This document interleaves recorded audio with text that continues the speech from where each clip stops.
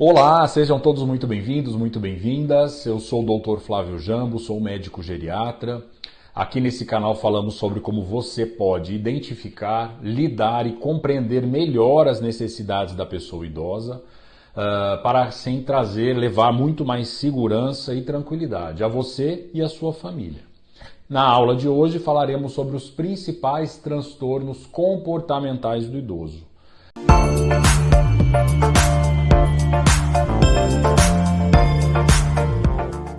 Existe uma ideia muito errada, muito errônea, de que os processos comportamentais, os problemas comportamentais, fazem parte do processo de envelhecimento. Isso é um mito que precisa ser derrubado, tanto pela população leiga, até mesmo por alguns profissionais de saúde, que insistem em encarar essa alteração de comportamento como algo natural da idade. É muito comum sempre ouvirmos falar que o idoso é sempre ranzinza, que o idoso é sempre desmemoriado, que o idoso é sempre triste. Isso é um mito que precisa ser derrubado, como eu já falei antes, né? Isso não existe. Isso é doença. E toda doença necessita de acompanhamento e necessita de tratamento. Vamos falar dos principais quadros, principais transtornos comportamentais. Temos basicamente 3 transtornos. Primeiro deles, que é o mais comum, que tem a maior incidência, é a depressão. É tão comum na população idosa como na população em geral. O segundo transtorno são os quadros demenciais, que também têm uma incidência muito alta, principalmente na faixa dos idosos, acima de 60 anos. E o terceiro é o estado confusional agudo, ou delírio, que também tem uma incidência e uma característica muito específica que nós temos, que é muito importante, né? Você que é cuidador, você que é cuidadora, saber identificar isso prontamente, né? Que esse problema necessita de uma abordagem de urgência. Vamos falar primeiro dos quadros demenciais. Os quadros demenciais, né, temos como a principal etiologia a doença de Alzheimer. A doença de Alzheimer tem uma incidência maior, aí acima dos 60 anos. Dentre os quadros demenciais é o que mais de 60% dos quadros demenciais são produzidos pela doença de Alzheimer, seguido de doenças de demências de causa vascular, né? Ou seja, pós-AVC, pós-derrame, ou mesmo pequenos AVCs, pequenos derrames, microderrames, que com o envelhecimento do cérebro, com o envelhecimento com fatores de risco como aterosclerose, como entupimento das artérias, pode acometer as idades mais avançadas. O que era antigamente chamado de esclerose senil, né? O paciente está esclerosado, é um termo antigo, né? Que antigamente era muito relacionado com a idade, né? Ou seja, era como se fosse uma coisa natural da idade, e a gente sabe que hábitos de vida saudáveis antes, né, na vida adulta, propicia inibir esses fatores que podem gerar essas ateroscleroses, esses entupimentos, esses microentupimentos desses vasinhos. Então vamos lá, vamos tentar identificar os principais sintomas e as principais características desse primeiro transtorno, que é a demência. O quadro demencial, né, geralmente ele vem com prejuízo de memória. E não é o prejuízo de memória comum, vamos dizer assim. É o prejuízo mais de memória recente. Ou seja, o paciente muitas vezes sabe o que aconteceu num passado muito distante, sabe o que aconteceu há alguns anos atrás, mas ele não se recorda quem visitou ele de manhã, ele não se recorda o que ele almoçou, né? Não se recorda alguma história que ele possa ter contado há 10, 15 minutos atrás e torna a contar novamente, porque não existe essa fixação dessa memória recente. Essa é a principal característica da doença de Alzheimer, das demências, principalmente a demência da doença de Alzheimer. Outro sintoma importante é a desorientação. Muitas vezes o idoso, o paciente demenciado, ele não se recorda aonde está. Ele pode se perder até dentro da própria casa. Às vezes ele está na cozinha e entra numa porta achando que está no quarto, que está no banheiro, procura o banheiro, muitas vezes na casa que ele já mora há um tempo. Né? Existem casos de pacientes em fases iniciais que ainda dirigem, por exemplo, que podem esquecer o caminho de casa, por exemplo. Então eles têm uma desorientação, tanto no espaço, que é a desorientação de lugares, quanto no tempo. Ele não sabe que ano se encontra, não sabe se é dia, se é noite, não sabe qual ano, qual dia do mês. Né? Essa é uma alteração bastante frequente também. Outro sintoma que a gente consegue estar observando também é a alteração de linguagem, geralmente em fases um pouco mais avançadas, fases intermediárias, vamos dizer assim. Por exemplo, o paciente, o idoso, ele não sabe, não lembra o nome das coisas. Então, por exemplo, caneta. Você mostra uma caneta, ele não lembra que é uma caneta, não lembra a palavra caneta. Mas ele pode até saber a função, falar, é aquela coisa que escreve, é aquele plástico que usa para escrever. Então, muitas vezes, a gente consegue observar no idoso, no paciente da familiar, ou qual você que é cuidador, cuidadora cuida, que ele começa a esquecer, a tentar achar palavras para descrever alguns determinados objetos. Né? Relógio, por exemplo, ele olha o relógio e não vem a palavra relógio, ele fala aquela coisa de mostrar a hora, né? Na hora de conversar. Então esse é uma alteração na linguagem. Então isso a gente precisa prestar bastante atenção para esse tipo de sintoma. Está sempre relacionado à demência. Outra alteração também muito comum e muito incidente no paciente com demência é a alteração de cálculo. Ou seja, o paciente inicialmente ele começa a ter problemas financeiros com relação não porque pagou a conta 2 vezes, por exemplo, é porque não fez a conta, troco, entrega valores, dinheiro errado, né? Então a alteração matemática de cálculo fica bastante comprometida também. Então, quando começar a ter essa alteração de cálculo, a gente também tem que começar a ter uma certa preocupação aí com algum problema que possa ser patológico. Uma outra característica bem interessante até é a alteração do pensamento. Ele tem uma alteração no pensamento concreto, ou seja, algumas frases, algumas situações que a gente usa no sentido figurado, por exemplo, a festa está pegando fogo, ou seja, uma festa muito boa. Né?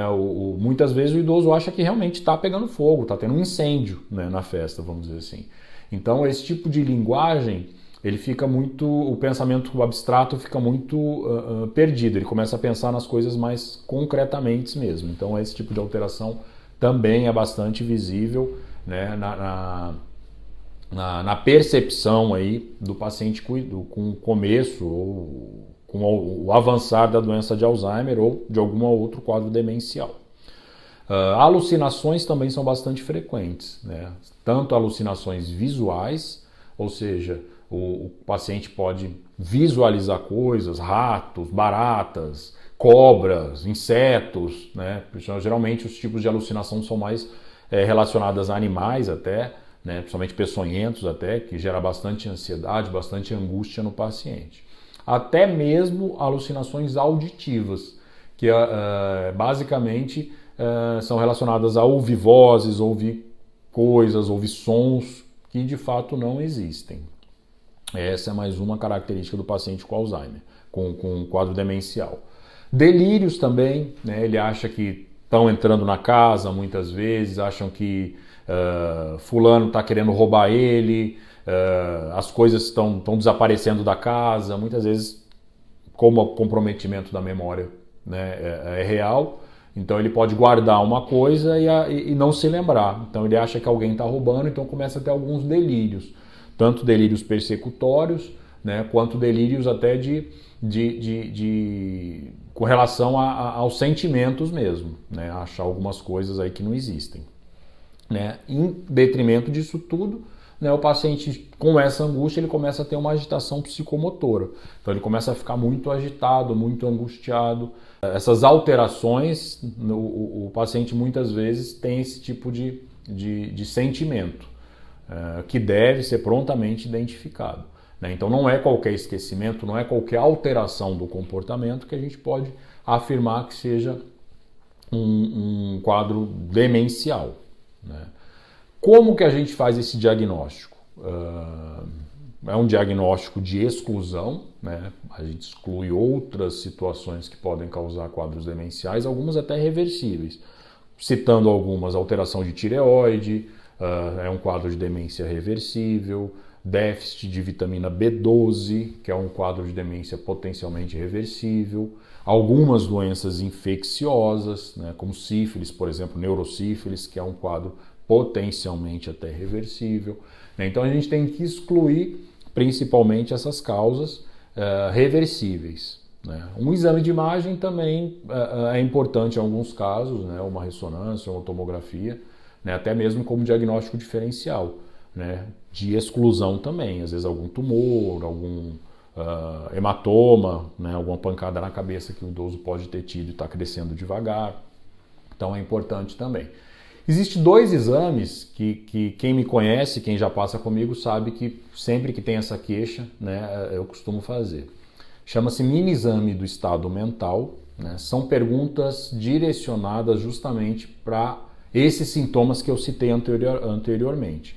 Então, é um teste de triagem bem simples, né? Mas que ele abrange todas essas áreas, como linguagem, cálculo, orientação espacial e temporal, coordenação motora, memória recente, né? A gente fala algumas palavras, depois um tempo depois a gente pergunta. Então é um teste que tem uma pontuação que a gente pode não afirmar, mas tem um valor preditivo aí bastante importante, somado, claro, a outros fatores, para a gente pensar num quadro demencial. Tem um teste também muito interessante, que é o teste do relógio. A gente pede para um paciente desenhar um relógio, do jeitinho que o paciente desenha, não precisa ser nenhum desenhista, né? Fala, olha, do jeitinho, tente desenhar um relógio. Então, pela disposição dos ponteiros, pela disposição espacial, pelo planejamento, pela coordenação motora, né? A gente consegue algumas dicas aí diante, é um pouco subjetivo, né? Não tem como pontuar, mas a gente consegue perceber que existe realmente alguma alteração. Então para definir, né, esse é o principal sintomas aí, sinais e como identificar basicamente a demência. O segundo transtorno muito comum também no idoso é o estado confusional agudo ou delírio. O que é o delírio? O delírio é uma alteração também, só que ela difere das outras alterações por ela ter um caráter muito agudo, ou seja, é de um dia para o outro. O paciente de um dia para o outro ele começa a ter uma alteração súbita do nível de consciência, ou seja, o paciente de repente ele começa a ficar mais, a gente chama de hipoativo, de repente ele começa a ficar mais paradinho, né? Sem se alimentar direito, sem responder, né, às solicitações. Ele tem uma alteração muito importante da atenção, né? Isso a gente consegue perceber muito bem, essa alteração de atenção no paciente que tem o delírio. Ele pode ter alucinações também, ele pode visualizar objetos que não existem, pode ter alucinações auditivas, escutar coisas que não existem também. Só que a grande característica é que esse distúrbio ele é agudo, é de um dia para o outro. Né? Diferente da demência, que é um quadro lento, demora até 3, 4 anos algumas vezes para a gente dar o diagnóstico. No delírio é um paciente que um dia estava bem e no outro ele ficou alterado. Né? Como que a gente percebe? Primeiro é pela velocidade, pelo quadro agudo, ou seja, de um dia para o outro. Né?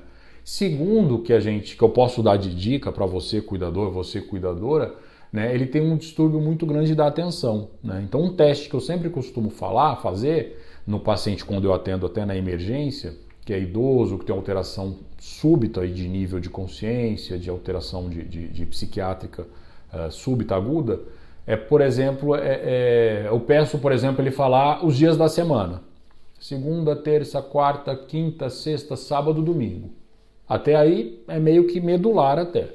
Mas quando a gente pede para falar de trás para frente, ou seja, ele necessita de uma maior atenção, né, para pensar, aí ele já faz confusão, já não consegue. Outro bem interessante também que eu faço, outro teste, por exemplo, eu falo, olha, cada vez que eu falar o número 3, você vai bater palma. Aí eu falo 1, 2, 5, 7, 3, aí bate palma. 8, eu falo números aleatórios. Sempre que eu vou falar o 3, se o paciente tiver uma atenção plena, ele bate palma. E assim, é muito interessante que na maioria dos casos dos pacientes com delírio, ele não tem essa atenção, a atenção fica bastante prejudicada. Então ele acaba muitas vezes, a gente fala, não bate palma, né, fica extremamente apático até algumas vezes, né, então essa é uma característica. Agora, o que a gente tem que entender, o que o cuidador tem que entender, que essa alteração é sempre um quadro de uma urgência médica.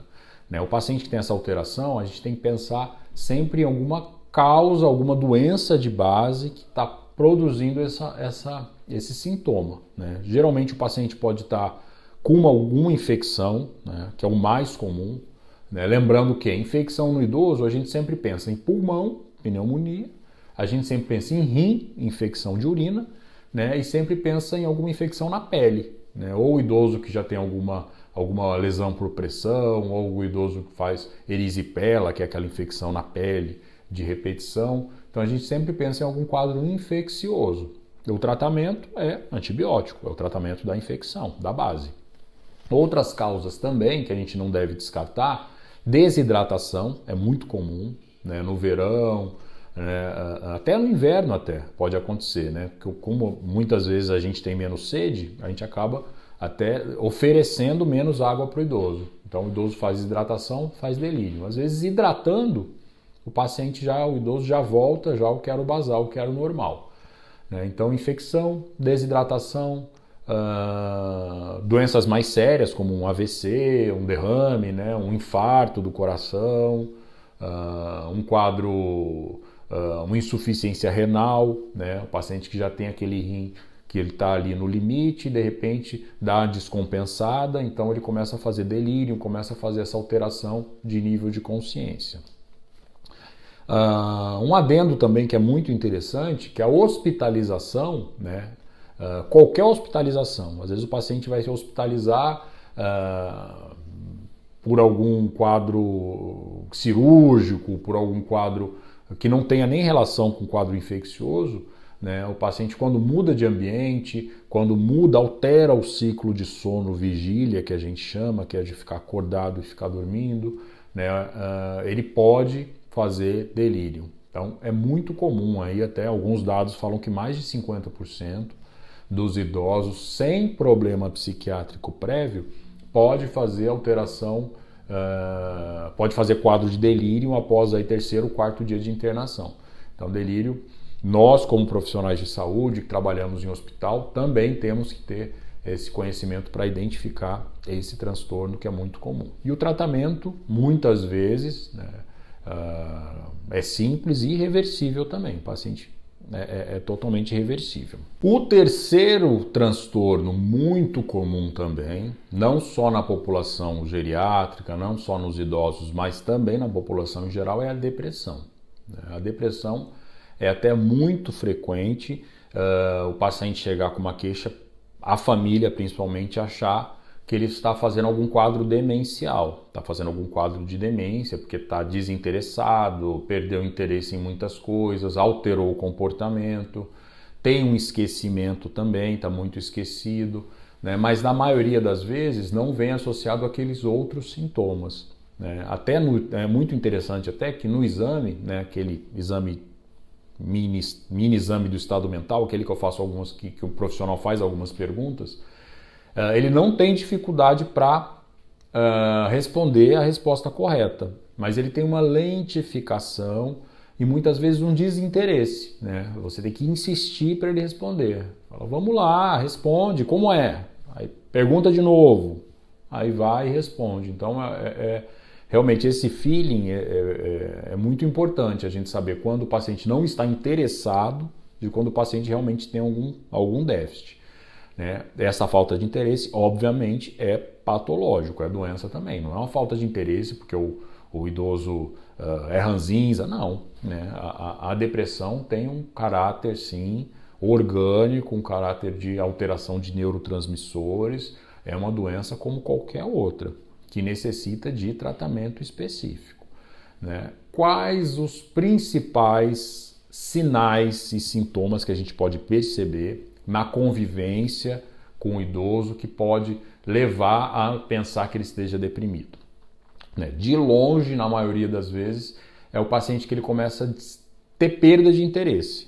Então é aquela paciente que gostava de bordar, largou o bordado, largou a agulha, largou o kitzinho. O paciente gosta de fazer crochê, não quer mais.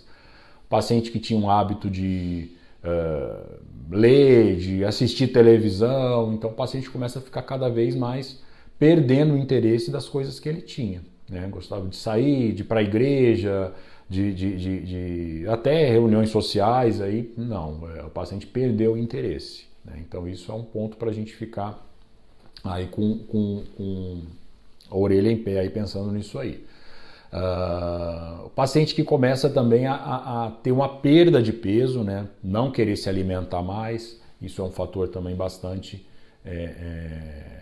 visual, que a gente consegue visualizar bem. Né? Ele começa, comidas que ele gostava, ele começa a deixar comida no prato, não tem mais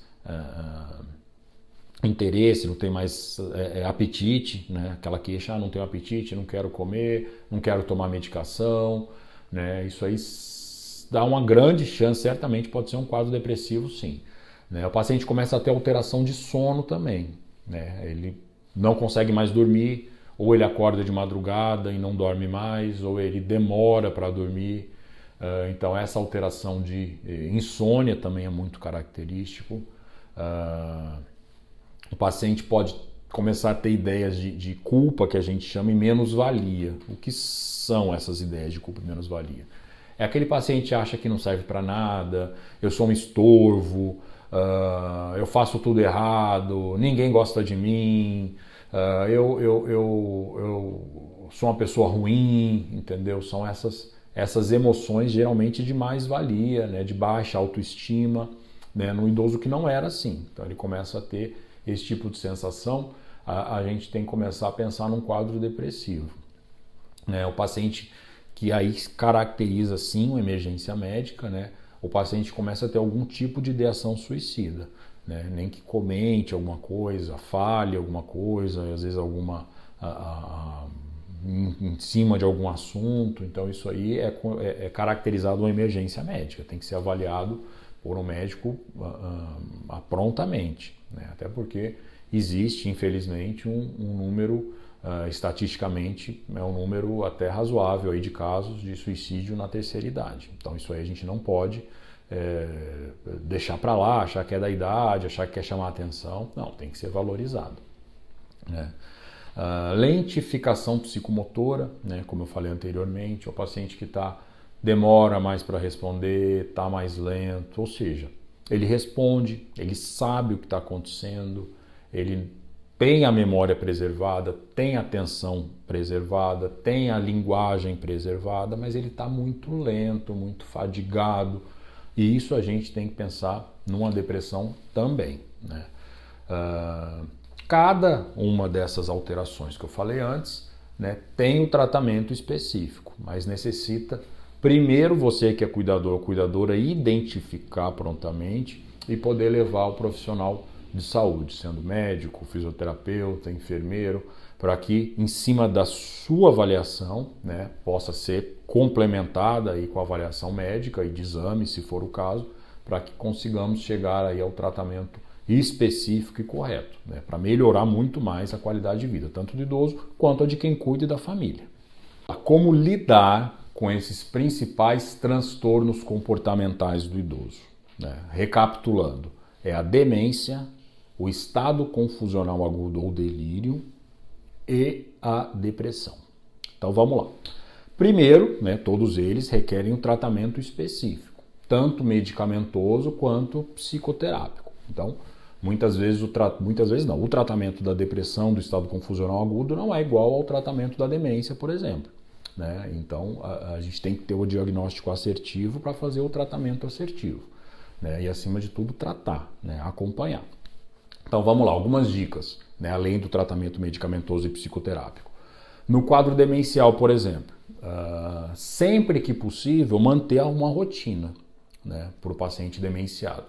Como o paciente com demência, ele não tem a capacidade ou tem uma capacidade muito diminuída de incorporar, de aprender coisas novas, incorporar situações novas na rotina, então quanto menos a gente puder mudar a rotina é melhor. Né? Tanto a rotina de alimentação, né, tanto quanto a disposição de móveis, isso é muito importante. Né? Mudar os móveis, às vezes, na casa do quarto ou da casa de um paciente demenciado, ele começa a ficar agitado, começa a ter uma piora da orientação espacial, temporal. Né? Então, para manter o paciente o mais calmo, o mais tranquilo possível, é sempre manter a rotina, manter os móveis, manter sempre visualmente objetos da história do paciente, né? Então, muitas vezes, quando a gente institucionaliza um paciente desse, num lar, numa casa, muitas vezes o paciente tem uma fase de adaptação muito complicada, até ele começar a aprender essa rotina nova, esse local novo, né? Quem aqui já passou, quem conhece sabe, do idoso, às vezes, que mora numa casa já há mais de 50 anos, mas ele teima que quer voltar para a casa dele, isso nas fases iniciais, que é o quê? A casa da infância, da memória, né, de quando era criança, né, chama pai, chama mãe. Então, as memórias mais antigas ficam mais evidentes, ficam mais proeminentes. Né? Então, assim, uma outra dica, por exemplo, o paciente que começa a ter um quadro de delírio, o paciente demenciado, começa a achar que tem alguns marcianos invadindo a Terra, vamos dizer assim. Né? Você não deve bater de frente com o paciente. Não existe marciano, você está tendo um delírio, aqui, A, B, olha aqui. Não. Você tem que acalmá-lo, entendê-lo, escutá-lo, né? Falar, sim, mas eles vieram quando? Não, vamos resolver, né? Tá, a gente vai fechar a casa, fique tranquilo, né? Não, obviamente, dá combustível para gerar mais delírios. Mas tentar acalmá-lo, né? Não bater de frente, que é pior, tentar acalmá-lo e, dentro do possível, mudar de assunto. Ah, tá bom, então nós vamos ver isso aqui, né? Pega um livro, vamos ver uma televisão, liga alguma coisa, mostra uma foto, não sei, tenta desviar o assunto, né? Não bater de frente de maneira nenhuma. Não, acho que essas são as principais dicas aí de lidar, né? No caso, né? Do paciente com demência. No paciente em estado confusional agudo, né? Primeira coisa, procurar ajuda médica, iniciando o tratamento, né? Enquanto o paciente estiver em surto, vamos dizer assim, estiver agitado, estiver vendo coisas, né? Mesma ideia do quadro demencial, tentar acalmá-lo, não bater de frente, né? Passar segurança, né? Não deixar no escuro, né? O escuro muitas vezes para o idoso é terrível. Então deixa o ambiente iluminado e sempre passar a segurança, né, de que está ali do lado e até que passe esse surto, né, com o tratamento aí de base da doença. E a terceira dica aí do paciente com depressão, né, além, claro, da terapia, do tratamento psicológico, o que você não deve fazer, na verdade, né? Você nunca deve chegar para um paciente que está em depressão e cobrar dele. Falar, você tem que se animar, você tem que se ajudar. Né? A depressão é uma doença que muitas vezes foge do controle. Né? E a última coisa que ele gostaria de ouvir de alguém era ainda mais um ente querido ou de repente até um cuidador, é cobrar ele, culpá-lo de uma situação que ele não tem culpa. Né? Para quem já teve depressão, né, é muito mais fácil se colocar no lugar de uma pessoa que tem. Então a palavra base, vamos dizer assim, a palavra-chave que você deve ter é empatia, né? Você tem que sempre entender o paciente, dizer para ele que você fala, olha, eu sei exatamente o que você está sentindo, eu sei exatamente como você está sentindo, né? O que é isso, né? Mas vamos fazer o tratamento, vamos tomar o remédio, vamos fazer a terapia que você vai ficar bem, né? A questão é ter paciência. Então é primeiro você entender que sabe que está acontecendo, compreender, né, o que está acontecendo e ter essa empatia com relação aos sentimentos. Né? Isso aí é muito importante para o paciente que tem esse quadro de depressão. Né? Então, eu acho que é mais ou menos isso. Né? Eu dei uma pincelada, claro. Né? O tempo é curto, não temos muito tempo. Né? Cada uma desses transtornos tem N diagnósticos dentro deles. Mas é um caso mais específico, mas de uma maneira geral é isso aí. Eu acho que essas três principais síndromes, desses três principais transtornos, né, que são os mais incidentes, eu acho que é muito simples e muito tranquilo de estar identificando, né? Não precisa dar o diagnóstico, mas identificar de que alguma coisa está errada e levar prontamente aí para o médico, tá bom? Então foi um prazer aí falar com vocês mais uma vez nessa aula. Lembrando que quem não curtiu ainda, quem não compartilhou, quem ainda não se inscreveu no canal, né, pode estar se inscrevendo. Teremos com frequência esse tipo de conteúdo, sempre voltado para o cuidado do idoso e para o cuidador também, tá bom? Então, até logo e até a próxima.